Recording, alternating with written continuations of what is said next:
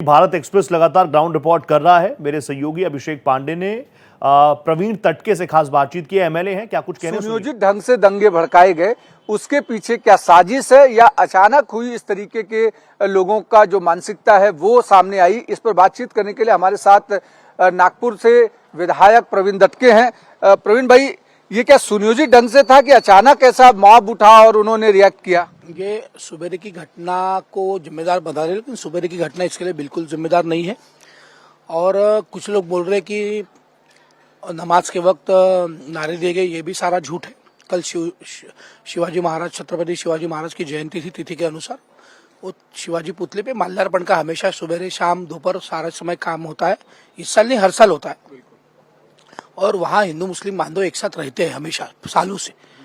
लेकिन वो घटना को जिम्मेदार रखकर जो कुछ किया गया, रात को हिंदुओं को टारगेट करके घर जलाए गए, उनकी गाड़ियां फोड़ी गई, गाड़ियां जलाई गई, टू व्हीलर जलाई गई, माँ बहनों के बारे में इतनी गंदी बातें की गई, आप वीडियो सुन नहीं सकते।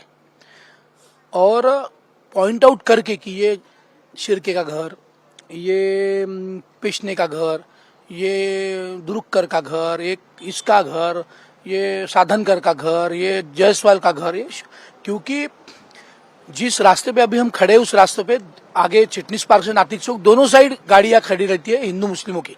कल सिर्फ हिंदुओं की खड़ी थी, मुस्लिमों की गायब थी। अगरसेन चौक से चिटनीस पार्क तक पुरानी गाड़ी बेचने का, टू व्हीलर बेचने का व्यवसाय चलता है। हजारों गाड़ियां खड़ी रहती है रोज। कल एक भी गाड़ी वहां खड़ी नहीं थी, ऐसे मेरे को लोगों ने बताया, मैं तो नहीं था कल।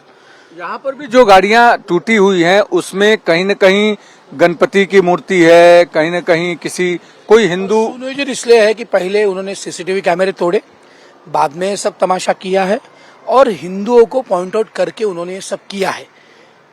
और यहाँ और मुंह कर, कपड़े ढककर, मास्क पहनकर, क्योंकि आपस के लोग रहते तो लोग एक को पहचानते, सालों साल यहाँ रह रहे हम। लेकिन नागपुर के अन्य बस्तियों से लोग यहाँ लाकर ये सब हुआ, इसलिए सुनियोजित है और पॉइंट आउट करके हुआ है। पहले दंगल डेनमार्क में एक किसी का कार्टून बनाया था तो दंगल हुई थी, तब हिंदू मुस्लिम दोनों का नुकसान हुआ था, क्योंकि वो उत्स्फूर्त दंगल थी।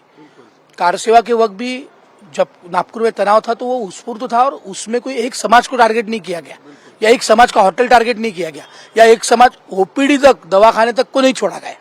इसलिए सुनियोजित था। माननीय देवेंद्र जी इसकी पूरी तफ्तीश करने वाले हैं और जो जो लोग यहाँ दोषी है उन सबको कार्रवाई होगी। हंसापुरी के घटना में पुलिस ने यदि सतर्कता रखी रहती, तहसील पुलिस स्टेशन के पीआई ने उचित समय पर फोन उठाए रहते और वहां उचित समय पर पुलिस डिप्लॉयड किए रहते तो हंसापुरी की घटना नहीं घटती थी। क्योंकि वो घटना रात को 10 साढ़े 10 बजे के बाद हुई।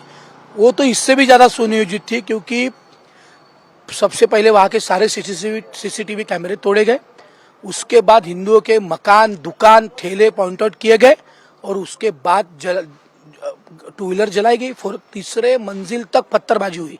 साधनकर करके एक परिवार है, वहां उनके घर पर तलवारें मारी गई। महिलाओं के बारे में अभद्र भाषा, गंदी भाषा का प्रयोग किया। आज सैकड़ों महिला इसमें सीपी ऑफिस में थी, इसलिए सुनियोजित था। हंसापुरी के घटना में पुलिस की लापरवाही है, ऐसा प्रथम दर्शनी लोग बोल रहे हैं। उस बारे में भी मैंने देवेंद्र जी को बोला है कि तहसील पुलिस स्टेशन के अधिकारियों की चौकसी करके उस उचित उन्होंने काम में कसूर किया है क्या, उन्होंने जानबूझकर किया है क्या, या उनके पास कुमक नहीं थी, वो दूसरी जगह पे थी। क्योंकि मैं कोई न्यायाधीश नहीं हुआ, चौकसी अधिकारी नहीं, लेकिन एक अच्छी चौकसी करके वहां भी लोगों की जो राय है वो लेनी चाहिए।